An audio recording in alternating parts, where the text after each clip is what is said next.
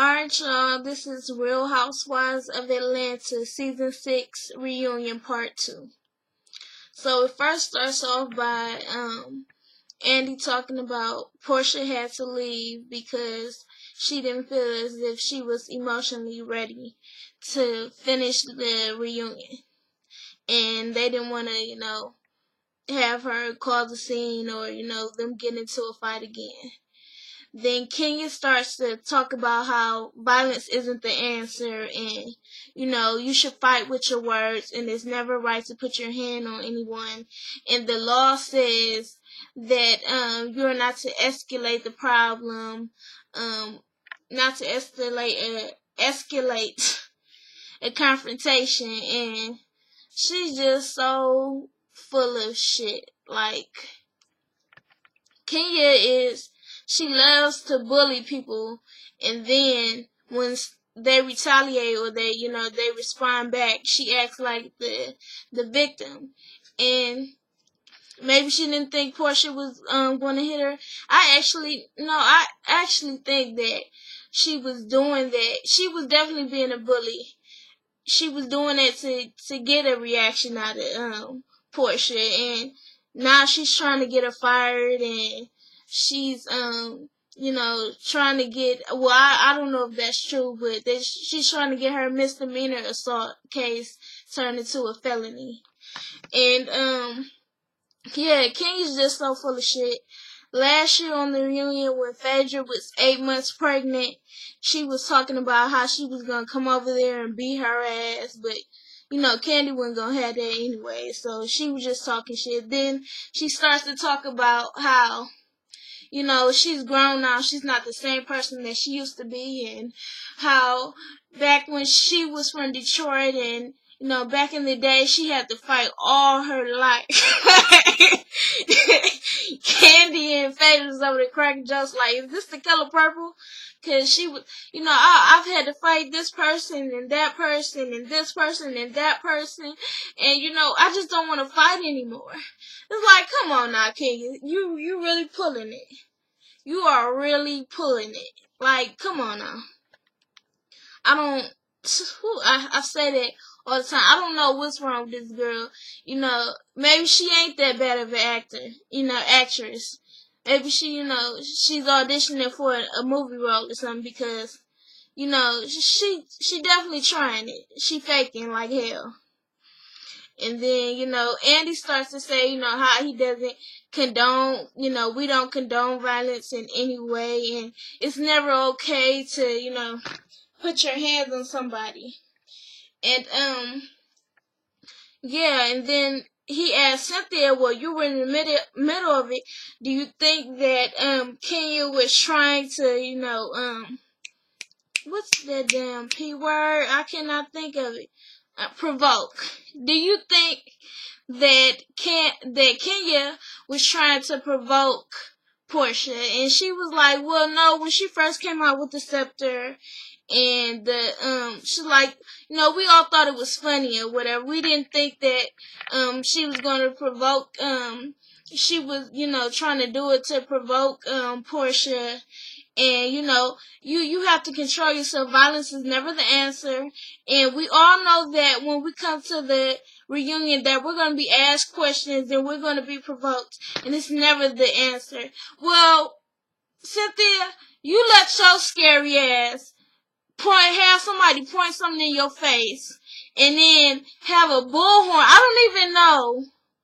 Like, seriously, come on now. Kenya was not, directing that towards you, Cynthia, but she had all that up in your face and up in your ears. She could have messed your ears up with that shit.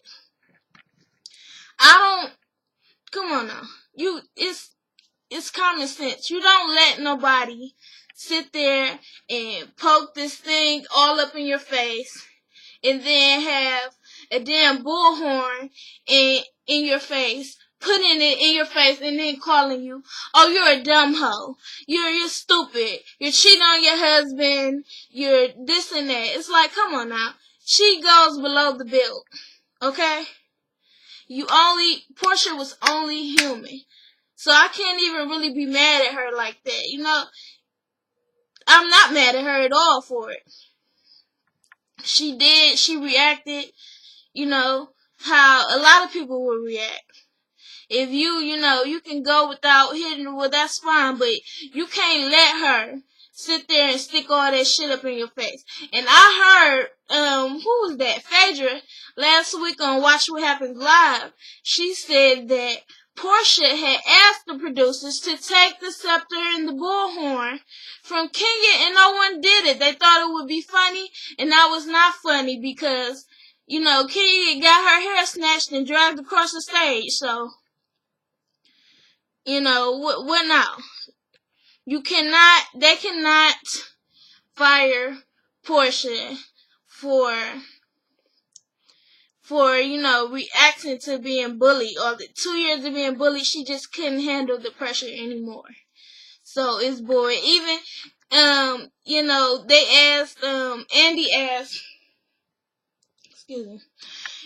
asked, Kenya, what happened. Like, he was not just there. You were right there. You jumped right in the middle of it. You were right there. And she was like, I don't know. We were having words back and forth. And then she got up. And I got up. And then she just, she just attacked me. And then he was like, oh, that's how you saw it? She was like, you were sitting there provoking Porsha over and over again. You were pouring that scepter in her face, then you put that bullhorn in her face. And then, everybody on the couch, on Nene's side, Candy and Phaedra, they all agree, that shit was uncalled for, and if you would have did that to them, they probably would have did the same thing that, what Porsha did, so... you want to say violence is never the answer, but bullying is not the answer either. And you can't let somebody bully you. Especially for 2 years. I'm surprised Porsha didn't bend crack on your ass. But I'm going to try to move on from that. So, then Andy gets some questions about Candy and Phaedra about damn Chuck Smith. And I almost forgot about Chuck Smith's scary ass. It's really crazy to me.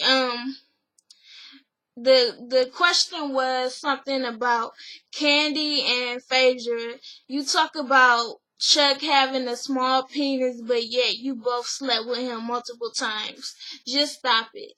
And then Candy, says, I never said he was a bad person, but he don't need to act like we were just with him for the sex. Candy, said multiple times that they had a real relationship, and it was basically irrelevant because it was almost 20 years ago. And they had a real relationship, and she said that, she didn't say this on her reunion, but she said that she had keys to his house, she would watch his kids. They met each other families. He bought Mama Joyce some purses and stuff like that. So, yeah, Chuck was just doing all the extra shit just so he can make his wife feel good, basically. Alright. On to Mama Joyce. So, Mama Joyce gets on the stage and she's all extra. A lot of people think that, she was a little tipsy. But, couldn't find out that Mama Joyce doesn't actually drink at all. And I know Candy didn't drink or smoke.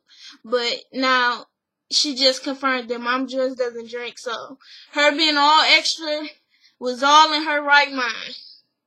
So, she starts to talk about, how does, since you've been on this season or whatever, how is everybody responding to you? And she says everybody's responding fine, but they starting to come at me ones that they think that I sit tied up, and I didn't sit tied up, and she's throwing shade at Candy, like, they asked Mama Joyce, what, do she has any remorse about the season? And she was like, well, Candy and Todd are getting married in 2 weeks. And, is that remorse? And Candy's like, one, we're getting married in 1 week. And then Andy's like, no, that's not remorse. Like, Mama Joyce, come on now. I really do not believe that Ty is a bad man. I think he's a great man. He's not a millionaire, but he doesn't lack ambition. He's not like, he ain't no scrub or anything like that, any songs that Candy done wrote about back in the day. He's a good man and he's working. Of course, he doesn't have as much as money as Candy has, but he has money and he's working. And he treats her well. From what I can tell, he treats her well from watching it, and she's happy. The only real problem is Mama Joyce keeps going, and I really do believe that it's because Todd isn't a millionaire. And Candy says that, Mama Joyce is very overprotective since, Candy is her only child now.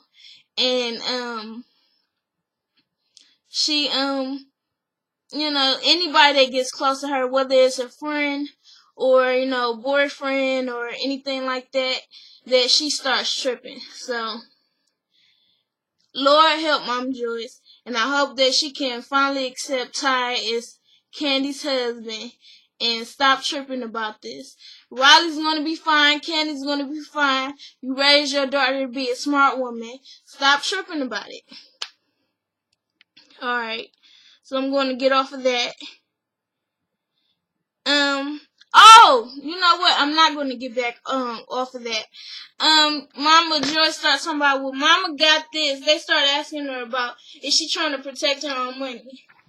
Mama Joyce says, well, Mama got this, and Mama got her own diamonds. Mama got her own house that's paid off. Mama got money in the bank and security. And she's like, and Mama don't need nothing from Miss Candy. Miss Candy ain't never done nothing for Mama.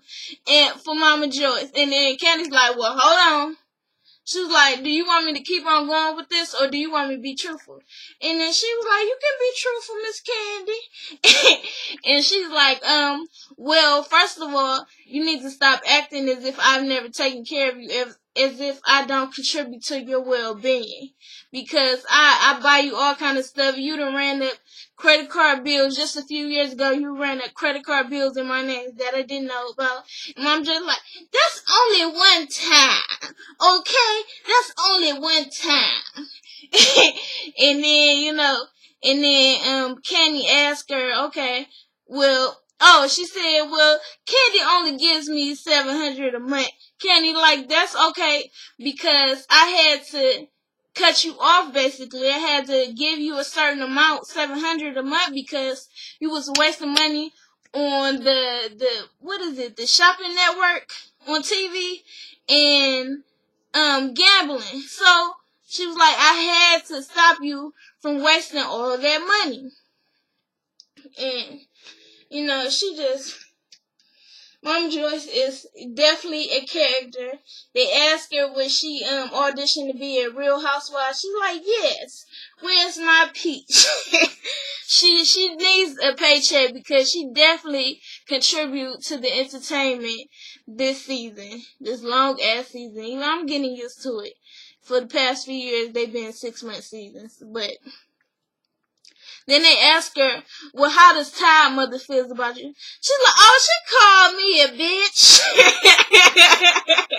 She's like, oh, she called me a bitch, but, she ain't got nothing. I got everything, She ain't got nothing. She's like, I wanted to come across the table on her, but,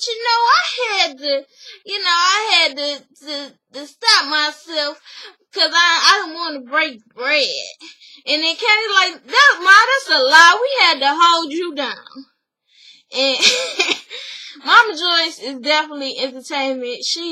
I feel sorry for Candy a lot of times, but Mama Joyce is definitely entertainment on this Real Housewives of Atlanta. Only the housewives get checks from, the show, but her ass need a check. Definitely entertainment. Alright, so next is Cynthia and Nene. So they bring up Cynthia, how can you let your friend call your husband a bitch and then you're not really saying anything will forgive her? And then they start talking about how they squashed it. Nene says we squashed it. And then once that show aired, people started getting all in her ear, and then she started acting funny. And Cynthia said, "Yeah, we have not talked in 2 or 3 weeks." So then 2 or 3 weeks since the episode aired, and Cynthia's like, "Yeah, it's only natural for those wounds to be opened up again since the episode aired, and I'm feeling some type of way." And then she was like, I feel as if I've been a good friend to Nene, and Nene's like, I've been an equally as good friend to you. And she's like, well, Cynthia's like, I just want Nene to, support me and understand me. And, Cynthia starts crying, and Nene, she ain't studying her at all. And, a lot of people, Candy said, it comes off of Nene as if you're, a selfish friend. And then she was like, sometimes I offend Phaedra, and when she comes to tell me that, I might not think it's a big deal, but, I apologize to her because it means something to her. So, but Cynthia basically says that this friendship has run its course, and, I'm not gonna stop, trying to make it work. And it's like, I know y'all friends, but come on now, like, y'all sound like y'all breaking up. I guess you are breaking up y'all friendship, but come on now, y'all sound like y'all in this deep ass relationship where you make passionate love to each other. I don't even know if you would work that hard for your damn husband, Cynthia, cause you were so serious about Nene. And then Andy asked, well, Cynthia, aren't you going to fill a void since you talk on the phone 10 times a day? It's like, come on now. Do you even talk to your husband that much? Y'all is busy. I know Nene was working on some things, and Cynthia, she works on her Bailey agency or whatever. How the hell do y'all talk on the phone 10 times a day? Like, it sounds like, and then she's like, the love is still there, and it's like, y'all sound like y'all was deep in love, and now y'all just going through the motions of breaking it. And maybe it is Nene. Maybe it's both of them. Maybe they need some time apart so they can decide on what they need to do. Nene's not feeling it. Cynthia brings up, I've watched so many of Nene's friends come and go, and it's true, Nene did have a lot of friends come and go, but everybody's not meant to be in your life forever. Some people just have a season, and sometimes your season is long, and sometimes your season is short. But, it'll be okay. You'll get through it. It's not gonna kill you. But what is fucked up, though, is that Nene's trying to get Cynthia fired. And, I was watching Watch What Happens Live last night, and Cynthia, she came on and she was talking about she did want to keep working on, she was hopeful for her relationship with her and Nene, but when she watched the one-on-one with Nene and Nene was trying to get her fired, she was like, I'm done, and I feel her. Nene, come on, it's not that serious to try to get her fired. You taking money out of her pocket, okay? And then Cynthia was talking about how Nene said, Cynthia doesn't have a storyline. She was like, Nene, basically, I am your storyline. And, you know what? As I think about it, Nene really didn't have a storyline for this season. Hers was her and Kenya getting into it, and then Marlo and Cynthia, basically. wasn't really about her husband, but you know, it was still entertainment. It was all entertainment. I'm not mad at him. I don't want anybody to go. Kenya's entertainment, but if she gonna get away with that shit, if Porsha gotta go, Kenya ass gotta go too. Because the bullying shit is not cool at all. What Kenya's doing, she likes to, you know, throw the rock and hide her hand. She's doing too much. And Nene said that. She's like, she does all this for $1.15. Basically, she went on Arsenio and said it. You know? But, yeah. Real Housewives, the conclusion, the reunion part 3. I can't wait for that. I think it's gonna be so good. The husbands come on, and you know, Phaedra said something to Kenya about she said, isn't the real reason why you had a problem with his wife is that because you were sleeping with him? Now, when I first thought about it, I thought she was talking about Christopher Williams and Natalie, because she did just jump on Natalie for no reason. If she was just a common law wife or anything like that, what the hell do that got to do with you? Why do you care so much? The girl didn't say nothing to you. Leave her alone, okay? Cause you know she getting more claim from a man than you are. So leave the girl alone.